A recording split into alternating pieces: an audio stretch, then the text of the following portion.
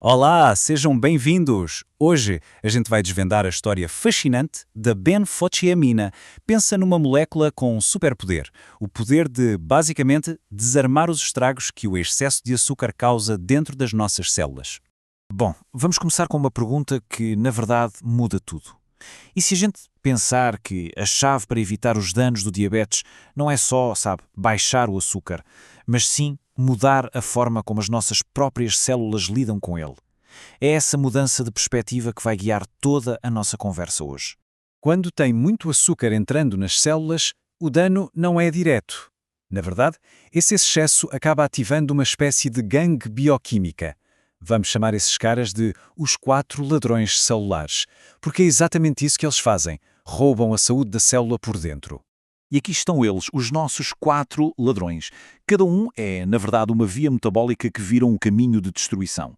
Tem os AGEs, que basicamente caramelizam nossas proteínas, tem a via da PKC, a da exosamina e, claro, o famoso stress oxidativo, que ataca tudo o que vê pela frente. E o pior, todos eles usam o mesmo combustível, o açúcar que está sobrando. Para entender o que acontece, imagina o seguinte: a nossa principal via de energia, a tal da glicólise, é como se fosse uma autoestrada. Em um dia normal, tudo flui que é uma beleza. Agora, joga açúcar demais lá dentro. É como se, de repente, todos os carros do mundo tentassem entrar na mesma via ao mesmo tempo. O que acontece? Um caos, um engarrafamento celular gigantesco. Só que, no meio desse caos todo, a célula tem um plano B, um mecanismo de defesa. Um herói meio esquecido que pode literalmente desviar todo esse trânsito tóxico. Vamos conhecer o protagonista dessa história.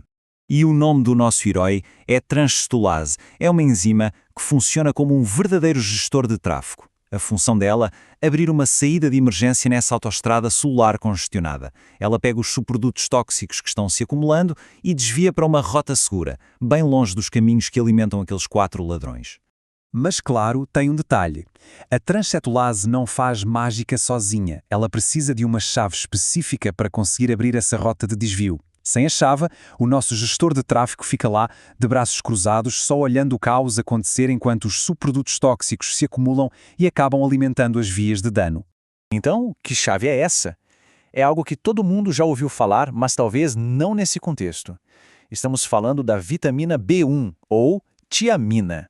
A história da tiamina, olha, é bem interessante. Começou lá no fim do século XIX, quando o médico percebeu que o arroz polido causava uma doença neurológica chamada beriberi. Demorou décadas até isolarem a molécula, conseguirem produzir em laboratório e, o mais importante, descobrirem qual era a sua forma realmente ativa no corpo. E aqui está a tal verdadeira chave. A tiamina que a gente consome é como se fosse uma chave bruta. Sabe? Dentro da célula, ela é transformada em pirofosfato de tiamina, o TPP. Essa, sim, é a forma que se encaixa perfeitamente na enzima transcitolase. E, vá lá, liga o motor.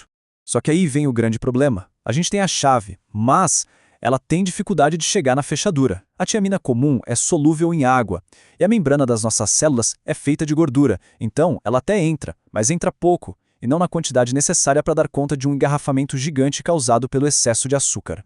E é exatamente aqui que a história fica boa. É aqui que entra a solução. Uma solução engenhosa criada justamente para resolver esse problema. A chave mestra. Conheçam a benfotiamina. Ela é uma versão da tiamina, só que modificada quimicamente para ser solúvel em gordura. Essa pequena mudança, desenvolvida lá no Japão há mais de 70 anos, muda completamente as regras do jogo. E quando a gente compara as duas, a diferença é gritante. A tiamina normal, a padrão, tem absorção limitada, tem dificuldade de entrar nas células. Já a benfotiamina, por ser amiga da gordura, ela simplesmente desliza para dentro das células com uma facilidade incrível. A absorção é muito maior, a entrada na célula é excelente e ela ainda fica ativa por mais tempo.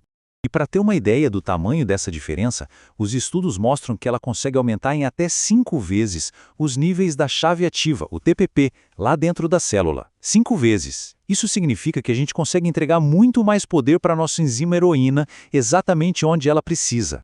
O mecanismo é super elegante, bem direto.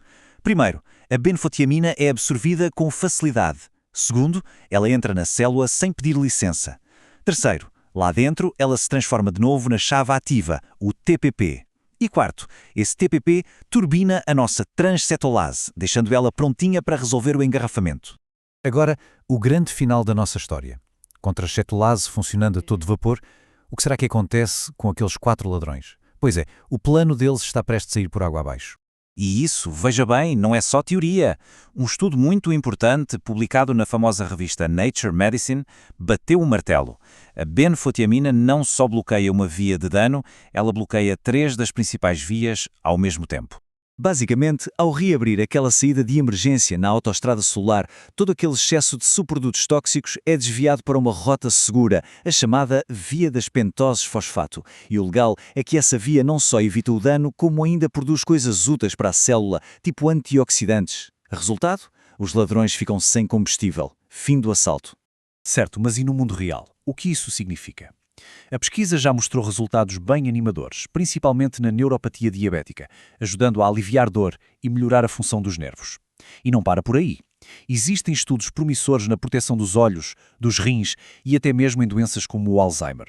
E tem um ponto que é fundamental: a segurança. Por ser um derivado de uma vitamina, a benfotiamina é muito segura. Mesmo em estudos com doses altas, os efeitos colaterais são super raros e leves. É realmente um perfil de segurança excelente. Para a gente fechar, fica aqui uma reflexão. A história da benfotiamina nos ensina uma coisa muito poderosa.